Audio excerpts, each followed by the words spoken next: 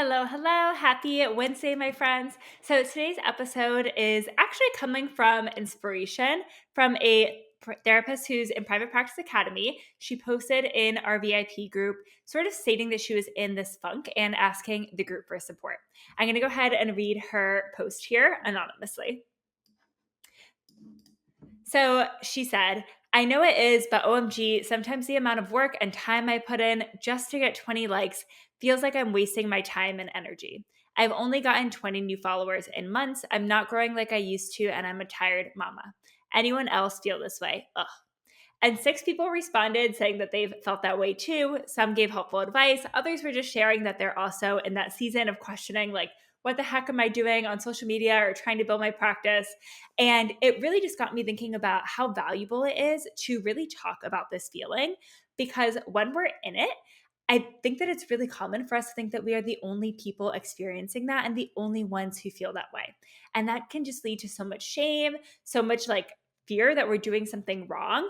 And it's just not the case. It is such a common experience. I can tell you that I have the same feeling multiple times per year as someone who has two pretty big platforms on Instagram and who makes seven figures a year directly from Instagram, right? Even sometimes I question, like, what the heck am I doing here? Is anything even working? Does anyone even want to see this? What results am I going after? Like, why am I spending all this time on Instagram? And so in this episode, I want to share, what has helped me to sort of move through these feelings because you need to move through them, right? Of course, as therapists, we know that naming it, that awareness is an amazing first step. Because it allows us to actually do the work. But we do have to move through them. That is doing the work because Instagram will change the game for you. It will change your career. It will change your private practice. And so it is, of course, worth acknowledging the uncomfortable feelings that come up. And it's helpful to not quit when you're having a bad day, to not let that sort of get in the way of your success. So let's get into it. For me, when this feeling comes up, I always try and reconnect with my why in that time. And my why has changed so many times over the last 4 years that I've been on Instagram. Sometimes me stopping and reflecting on, like, what is my purpose here? What am I trying to get out of this? Has led to me either putting in more effort into Instagram or less effort into things, right? It's shifted how I show up. It has shifted my expectations. And this has just really helped it to feel better. So let me give some examples. I know that's always more helpful, but I do want to share. So I'm going to share some like goals that you might have for Instagram and how that might impact, how you're sort of responding to this when you start to question, like, is it even worth it? But I want to share that you may have all of these goals at once, right? Like they may be all eventual goals for yourself and your business, but you do need to take things one step at a time, right? So I'm going to be talking about goals to fill your caseload, to get more brand deals, to, sell a course or a group program. But you cannot try and do all of these things at once, right? If you try and do it all at once, none of it is going to perform well. You will not meet any of your goals. And so please think about when you're going through this episode, like, what is my goal for the next 6 months? If I could accomplish this, what would feel really good? What would make me feel like it was worth it? What would make me feel so proud of my business? What would make me have more ease? And then sort of like take that little nugget and go from there. So let's say that your main goal for the next 6 months is filling your caseload. What you really should be focused on is two things. One, networking and getting clients from other therapists on Instagram. And two, link clicks and getting people who are following you that are therapy seekers to reach out and schedule an intro call with you. So let's kind of dig into both of those things a little bit deeper. If one of your main goals is filling your caseload, and therefore you are going to focus on networking, there are some things that you should be looking at when considering your success, when considering where you're putting your time and energy into Instagram. The first is engaging with other therapists, right? Like actually doing the networking. So like responding to therapist stories, DMing them, getting to know people off of Instagram, asking to grab a virtual coffee or to meet up in real life, planning collabs with other therapists, right? Like actually deepening relationships with people to the point that they will say when they're on an intro call with somebody, like, oh my gosh, I know the perfect therapist for you. Have you talked to Kelly? She specializes in working with millennials with anxiety. Let me give you her information, right? People need to actually know you to that extent where they are going to go ahead and give your information to somebody else. So that is something I would really focus on when you're thinking about like how you're spending your time and your energy on Instagram. The other thing that you need to focus on when your primary goal is filling your caseload is getting people to go from your Instagram page to actually scheduling an intro call with you, because that is the first step that they are going to take in order to work together. And so, yes, some audience growth is needed in order to have people who are like in your state who are wanting to work with you to begin with. But I promise you do not need nearly as many followers as you think you do. I've worked with hundreds of therapists who've gotten dozens of clients from Instagram with less than 1,000 followers. I'm going to repeat that. I've worked with hundreds of therapists that have gotten dozens of clients from Instagram with less than 1,000 followers. So truly, your goal does not need to be focused on follower growth if your goal is to fill your caseload. You need to focus on conversions, right?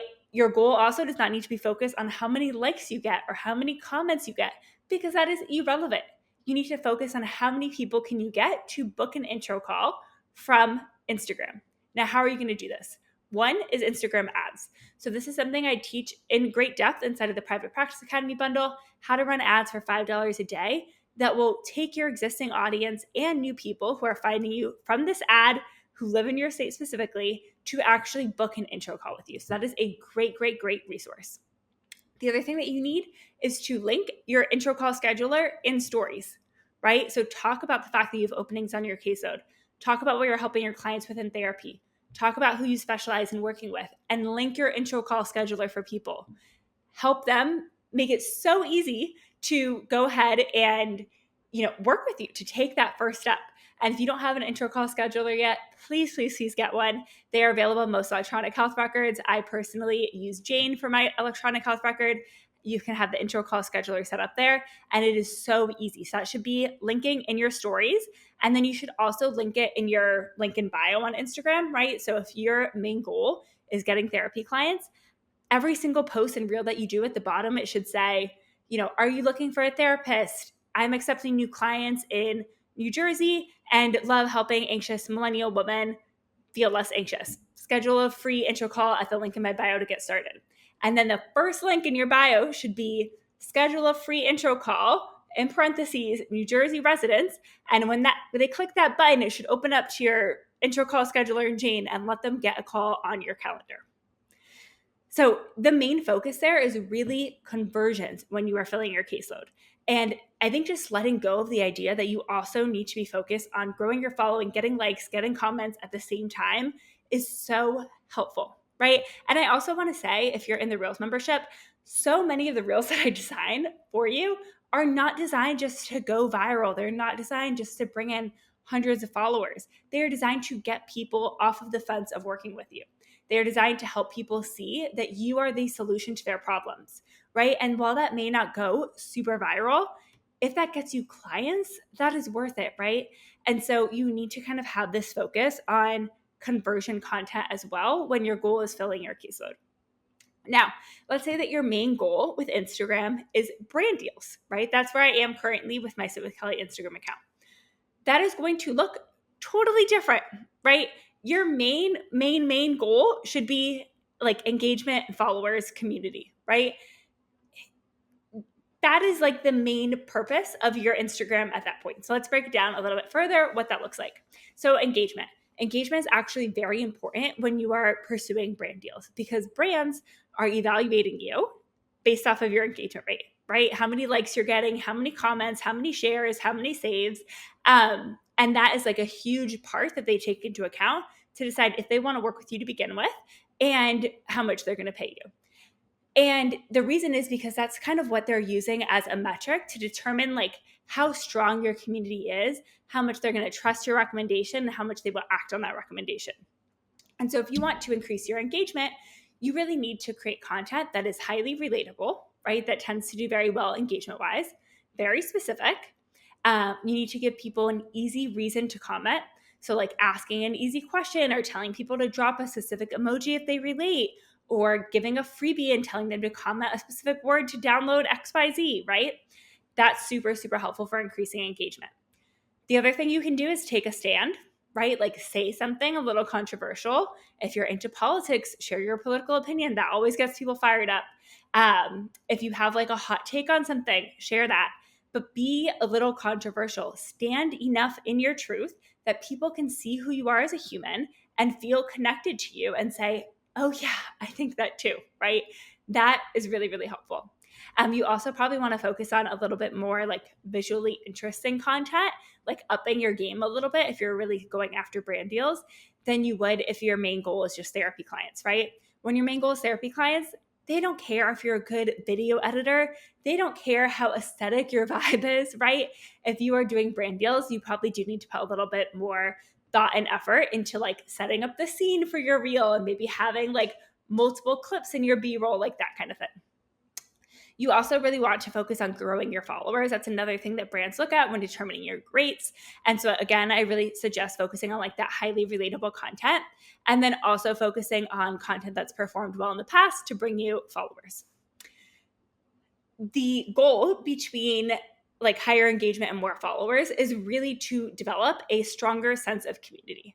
That is like engagement followers is sort of like the metric that we're looking at because it's easy to quantify. But the reason why we're looking at it is because we want a strong sense of community. That's like the actual outcome that brands are looking for. And a great way to do that is to yap. Be a yapper. Share in your stories. Talk about what's happening in your life. Talk about what you're watching on TV. Talk about what you're cooking for dinner. Let people get to know you. Talk to them. That is so helpful. It's so simple in order to build that community. Answer your DMs, right? If you ask people for recommendations in your stories and people start sharing with you, answer them back. Converse with them, right? So like the other day I shared in my stories, I was getting all this crazy acne on my jaw, and I posted like that I was getting all this crazy acne, and I was asking people for recommendations if they had any ideas what it was.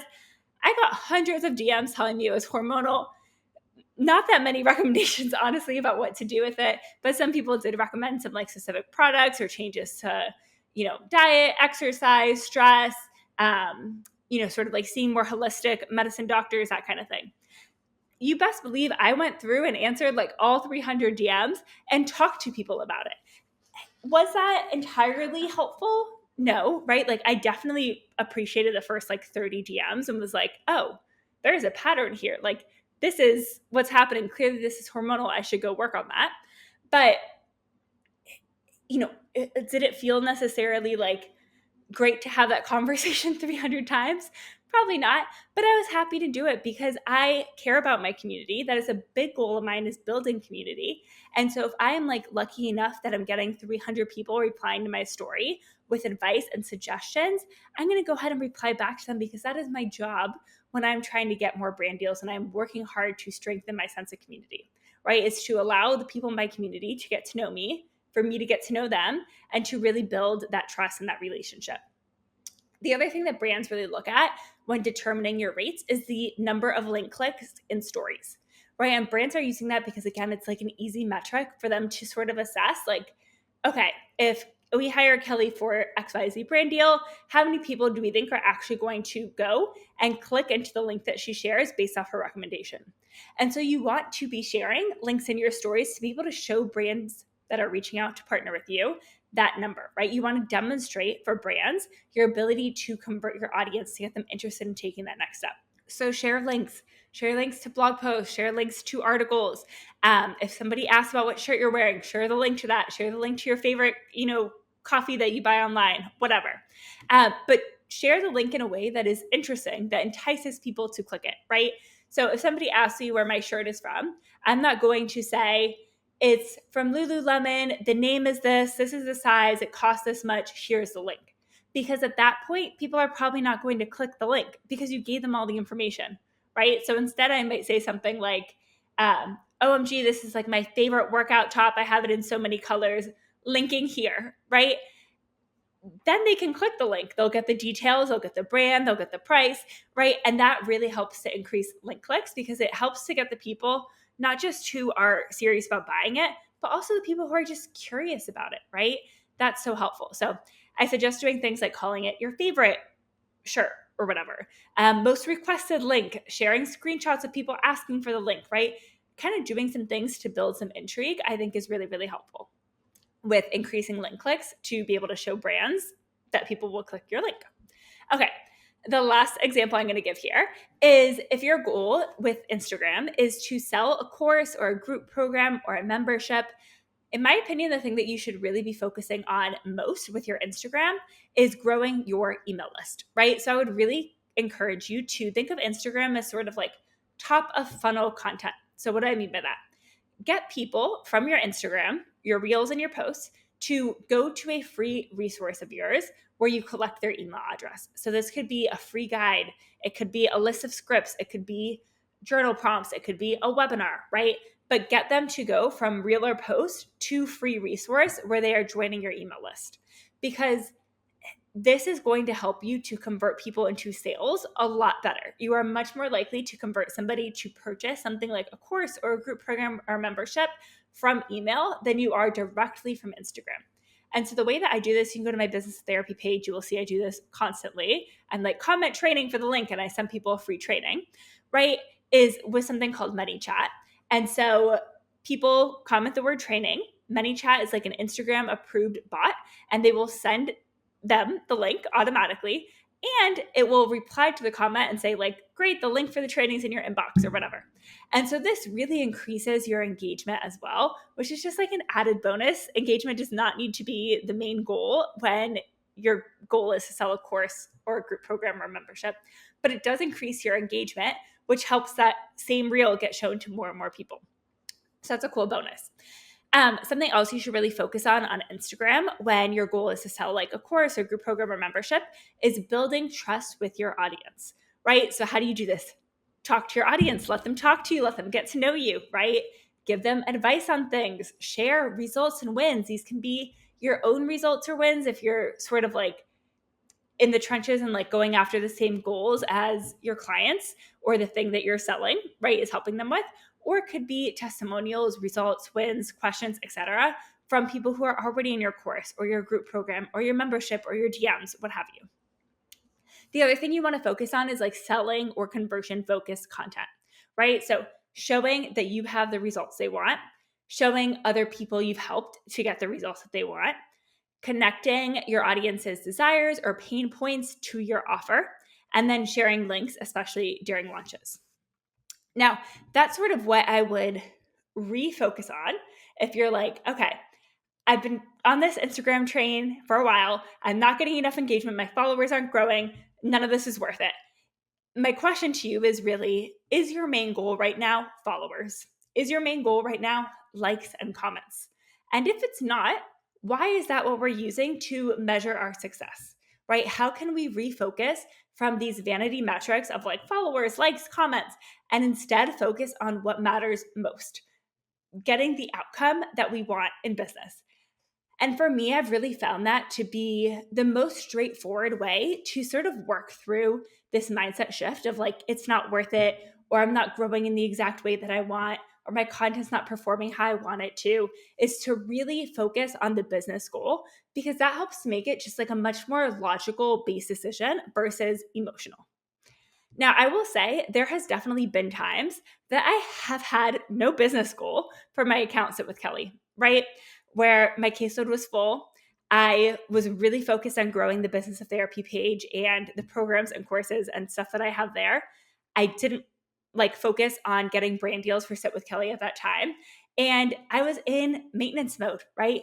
I was almost just maintaining that page for like one, for like kind of the clout of saying I had it, I think was helpful for me as like a business coach teaching therapists Instagram. But then also like I just knew I cared a lot about that community. I worked really hard to build it. I didn't want it to go away, even if I didn't know exactly what I was doing with it. There was also periods in my life where like my life was busy, right? Like my mom was sick. I had team changes. I was focused on growing the business of therapy thing. I didn't have time to do brand deals. It was not the top priority in my business. And so I just put less effort in. I coasted. My account didn't grow for months and months and months, but that is okay. I was able to later return back to it and say, now my goals have changed. Now I do have reason and purpose and excitement behind this. And I was able to sort of like put in different amounts of energy at that time. Some more like intangible reasons maybe that you might be wanting to refocus on Instagram is connection and community. I know for me, that has been a huge reason why I continue to maintain the Sit with Kelly page. I genuinely love chatting with you guys on Sit with Kelly, right? Like the fact that I can have acne on my chin and post about it and get hundreds of recommendations of what to do and what's causing it, just like it feels so good. It feels like so connecting to have people in my community who care, who want to share their experience with me. I've met so many lovely therapists in real life from that page. You guys helped me figure out how to make iced coffee in 2024 at home. I got rid of my crappy Ninja machine. I got an espresso. I figured it out right. And like that is like the most beautiful like routine in my morning now. I love it. And truly for me, like the connection and community of Sit with Kelly is worth it. Even if I didn't make like another dollar there forever, I enjoy having it. It feels like a hobby and a passion of mine more than work. Another way that you may answer this question of like, what is the point? What am I doing on Instagram? Is to help people. I know for me, that was a huge reason why I started on Instagram was I wanted to provide psychoeducation. I wanted to normalize conversations about mental health. I wanted to show that therapists don't have our whole lives together perfectly. We're not any more like put together or figured out than our clients, right? We are messy humans navigating this life too. And so I think that that can be so helpful for me of like kind of returning to that purpose. Sometimes it sort of like reshapes the content that I share. Oftentimes I share like carousel posts and graphics that maybe don't fit like my influencer persona that I'm at now with Sit with Kelly. But for me, like that education feels like a way to give back. It feels like a bigger purpose. Even if it's not like exactly what I think I would post to get brand deals, it feels good to me. And that's awesome, right? Even if that educational content is not necessarily like growth focused, it feels really good to help people in that way. Another big reason why I continue to show up is that it is creative. It's fun. I feel silly. Like I enjoy that as a fun, creative outlet. And it feels less heavy than a lot of the work that we do as therapists, right? And it feels like a really nice compliment to my job. It's always felt that way. I do much less like therapy clinical sessions now than I did when I was starting 4 years ago. But I genuinely enjoy coming up with real ideas, posting, yapping in my stories, right? And it feels nice that gets to be part of my job. I genuinely enjoy it. So if you are feeling similar to the commenter that I read at the beginning of today's episode, I want you to really take this as a signal to reflect, right? I want you to stop and ask yourself, what do you want to get out of this whole Instagram thing? What is your purpose in being here, right? How are you going to measure your success? Because it is not always in follows, it's not always in likes and comments, right? Whichever result you are wanting in your business, I promise you that there is a way that Instagram can help you get there. Instagram helped me fill my caseload and earn $250,000 my first year in private practice with private pay clients from Instagram. I've launched the Private Practice Academy bundle so many times and the Reels membership so many times. I've helped over 700 therapists start their own private practice inside a PPA. And I have over 800 active members currently in the Reels membership. I've done 6 figures annually in brand deals the past couple years.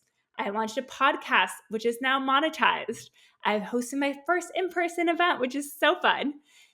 Instagram can help you do literally anything. You just need to focus on the right things. You need to measure your success in the right way. Keep moving forward. Get support if you feel stuck. I'm so proud of this person for reaching out and like asking, what can I do differently? Am I alone in this? Is this worth it? Someone please help me kind of like snap back into reality. You can do this. It is so worth working through all this mindset stuff that comes up, all the self-doubt, all the questioning, the why. Instagram is a long haul sometimes, but it is absolutely worth it, my friends. And I hope to continue to help you with growing your Instagram, growing your private practice, and all of the things. I will talk to you soon.